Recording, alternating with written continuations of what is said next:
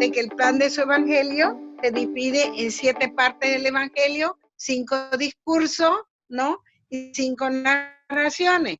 Y veíamos en los 2 primeros capítulos el nacimiento y la infancia de nuestro Señor, que es la preparación del reino de los cielos. En los capítulos 3 al 7, el primer discurso, que es la promulgación del reino de los cielos, el sermón de la montaña, que no es cierto, el corazón de esta promulgación, donde Jesús está lanzando su programa para el reino de los cielos. En el segundo discurso vemos la predicación del reino de los cielos, entre los capítulos 8 y 10, este sermón misionero de Jesús, que está preparando a sus misioneros para predicar la buena nueva del reino de los cielos. En el tercer discurso, el misterio del reino de los cielos, manifestado en las parábolas, donde Jesús les explica qué es este reino de los cielos, entre los capítulos 11 a 13. En el cuarto discurso tenemos a la iglesia como la primicia del reino de los cielos, que es la instrucción comunitaria que está Jesús instruyendo a sus discípulos entre los capítulos 14 al 18.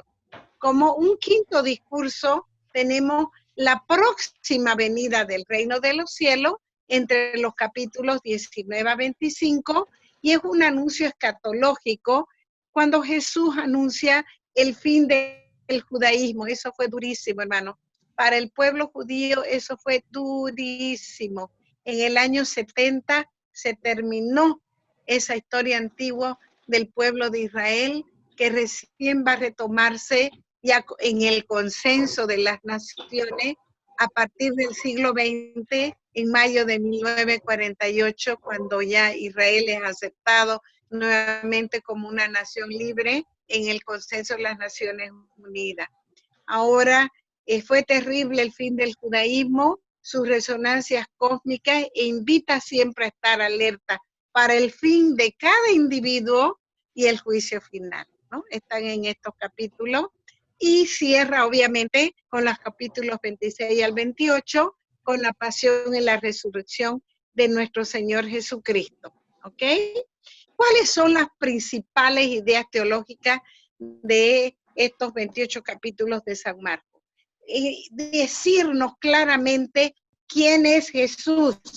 Él es el hijo por excelencia del patriarca Abraham, el Mesías, el hijo de David, el siervo de Yahvé anunciado por Isaías, el hijo del hombre cuya obra de salvación se realiza a través de la humildad y la sencillez, ¿no? ¿Se acuerdan ese texto tan bello de Mateo 11 y que está tan propicio para este mes del corazón de Jesús?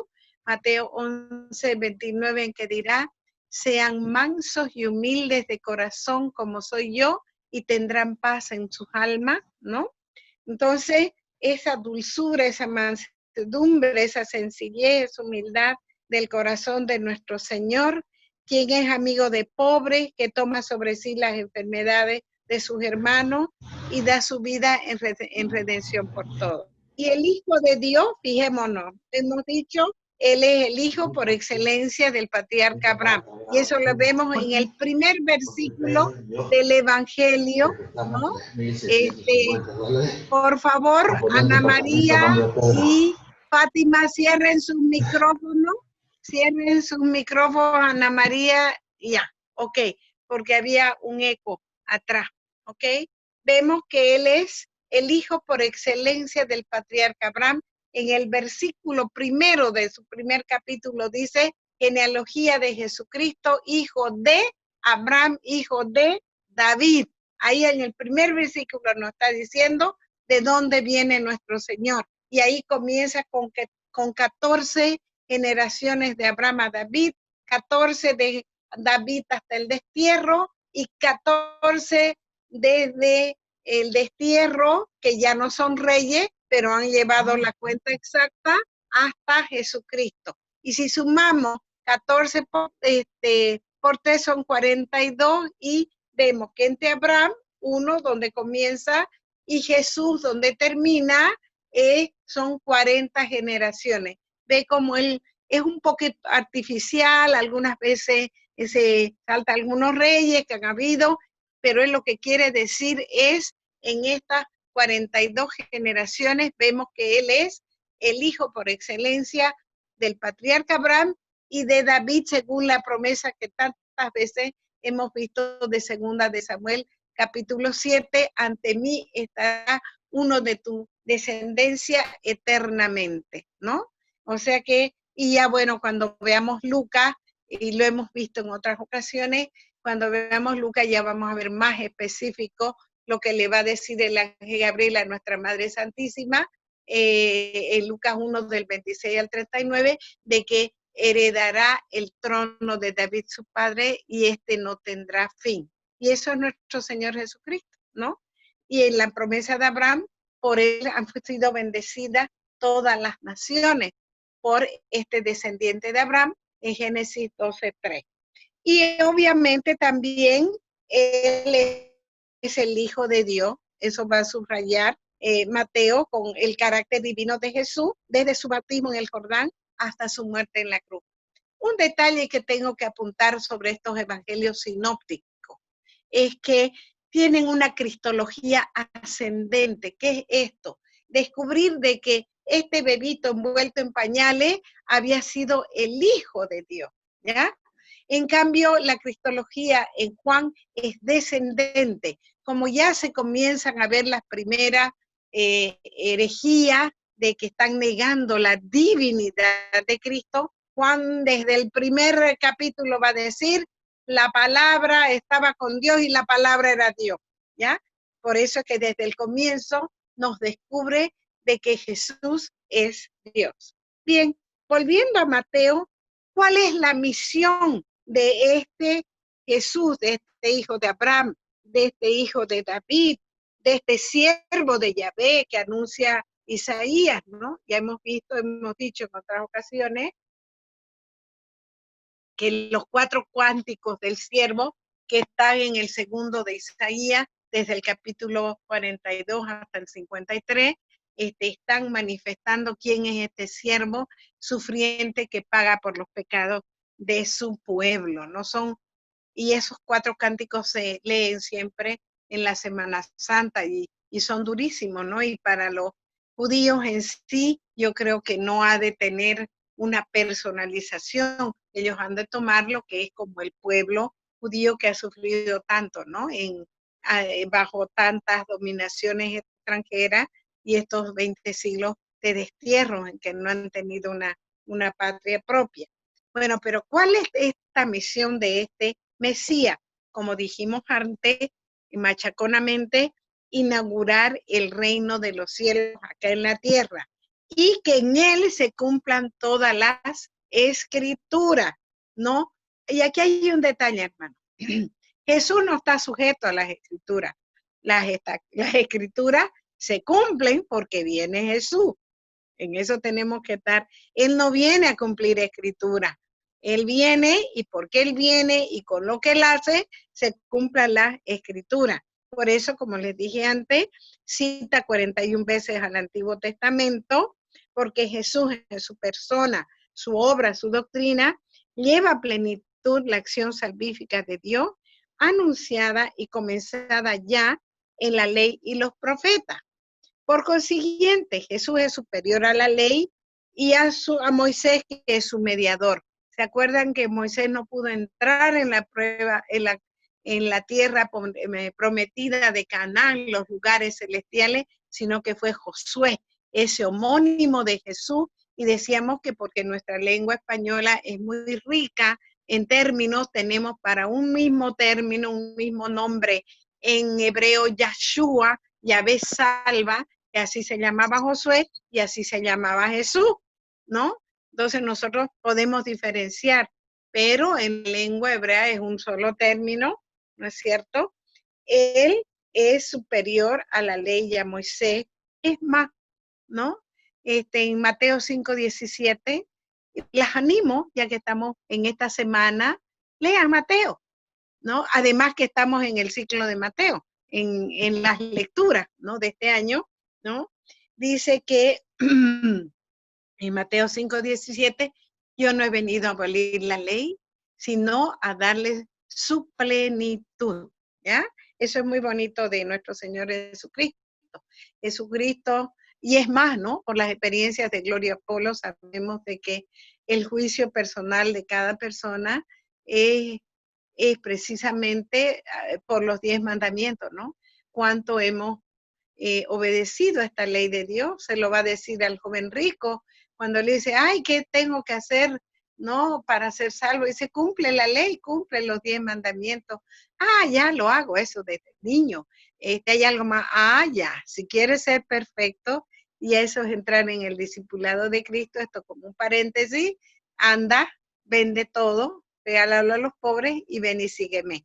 Pero y esos son otros contextos. Ok, ahora el autor presenta a Jesús como el nuevo Moisés que libera al mundo de la esclavitud, no solo de los egipcios, la problemática de Moisés, sino de una esclavitud peor, que es la del pecado, de la que padecemos los 7,5 billones de personas que caminamos sobre este planeta, seamos conscientes o no de esta realidad, pero Jesús está para eso.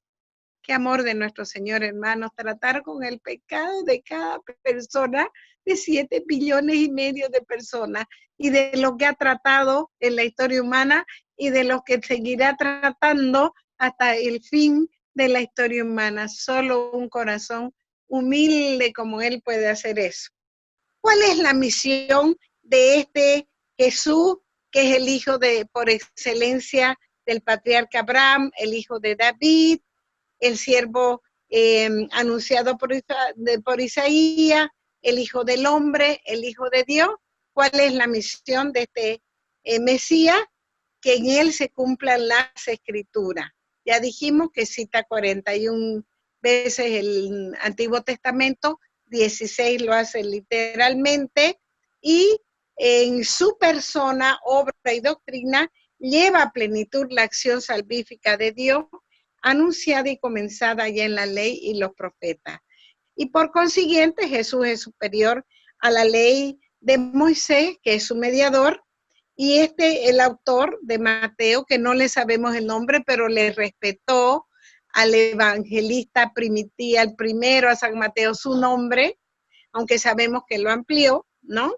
Presenta a Jesús como este nuevo Moisés que libera al mundo de la esclavitud, ya no una esclavitud política nomás como la que tenían los hebreos, sino de otra peor, que es la del pecado. Jesús, el nuevo legislador, da a todos la ley del amor, que es superior al decálogo de Moisés. Jesús es fundador del nuevo pueblo de Dios, la iglesia, así como Moisés lo fue del pueblo de Israel. En conclusión, Jesús, el nuevo libertador, da su ley del amor al nuevo pueblo de Dios, nosotros, la iglesia, cuya dimensión es universal, y la salvación alcanzada por él es para toda la humanidad. ¡Qué hermosura! Vengan a mí todos los que están fatigados y sobrecargados, y yo les daré descanso. Tomen sobre ustedes mi yugo, que aprendan de mí. Yo soy manso y humilde de corazón, y hallarán descanso para sus almas. Porque mi yugo es suave y mi carga ligera. Jesús es nuestro Rey. Jesucristo es Rey de Reyes y Señor de Señores, y todo el universo está sometido a Él. Al leer el Evangelio de Mateo, descubrimos que la ley principal que rige es la del amor, plasmada en las bienaventuranzas, y a los que deseemos ser sus discípulos y le sigamos, Él hará de nosotros luz del mundo y sal de la tierra. Hemos visto, bien, volviendo a la página 96 y a la 100, voy a resolver las preguntas que están ahí para sentar nuestro tema que hemos hecho hoy. ¿Qué significa la palabra evangelio? Significa la buena noticia. ¿Y cuál es esa buena noticia que nos trae Jesús?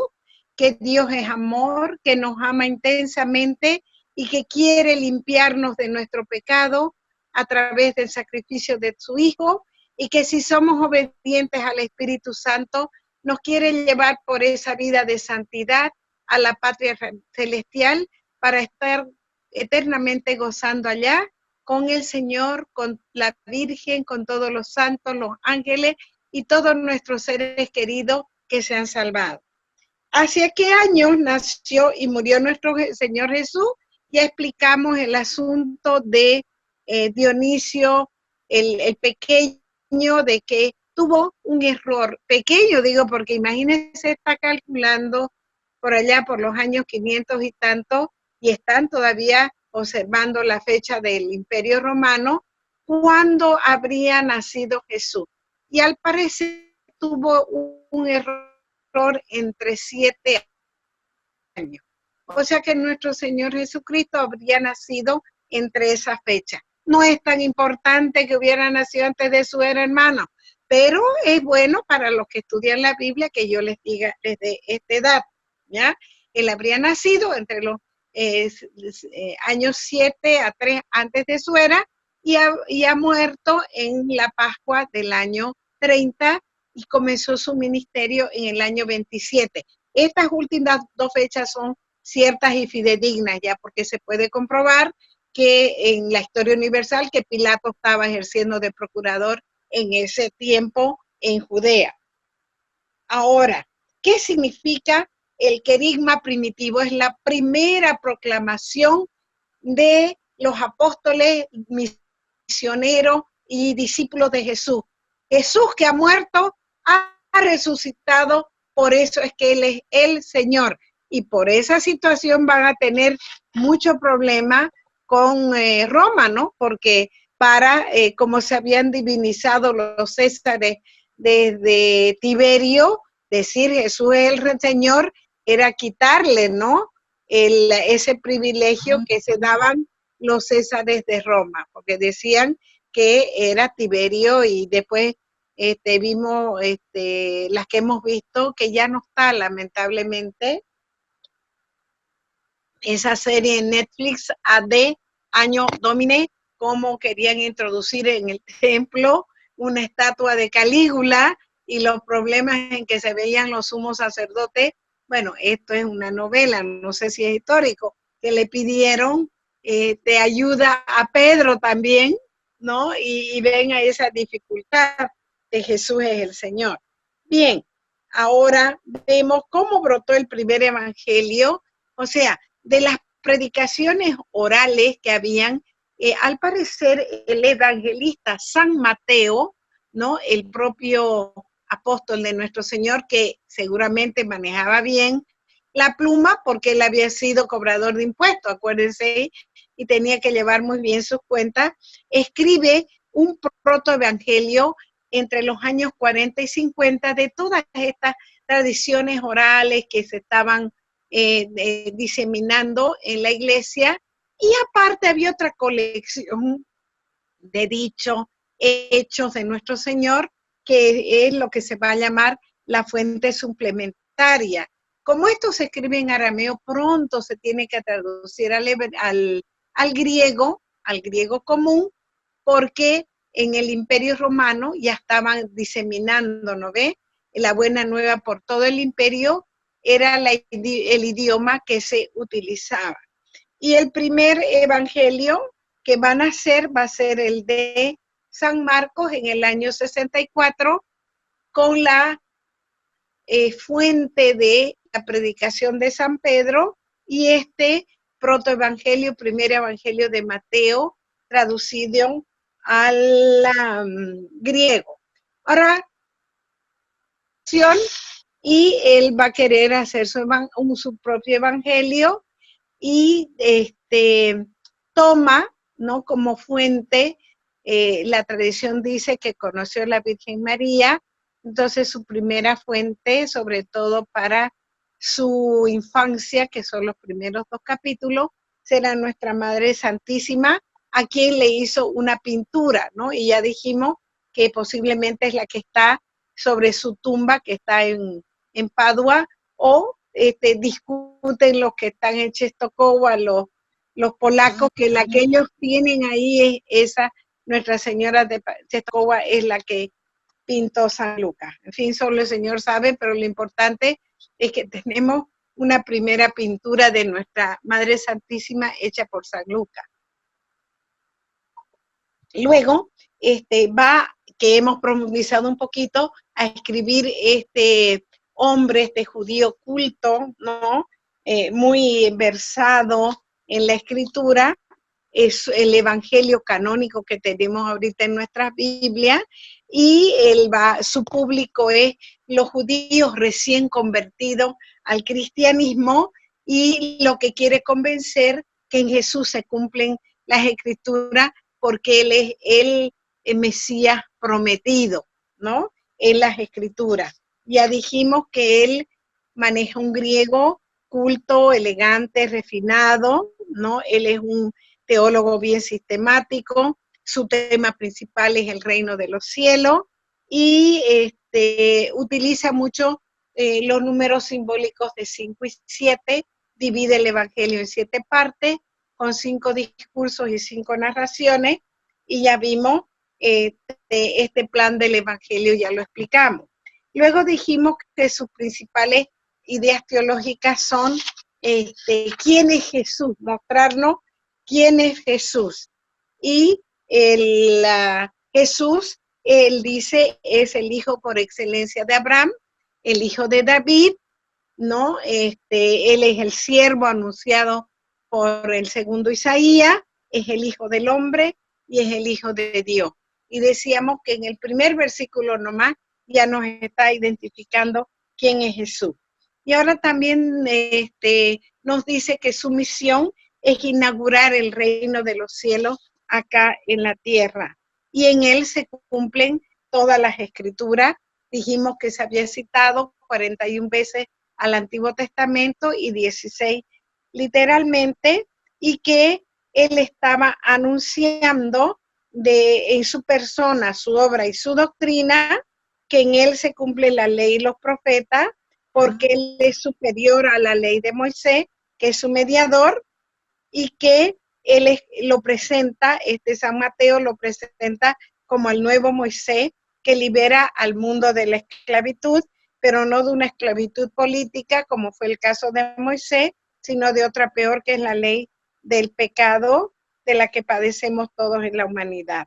Jesús es el fundador de este nuevo pueblo de Dios, que es la iglesia, así como Moisés fue del antiguo Israel.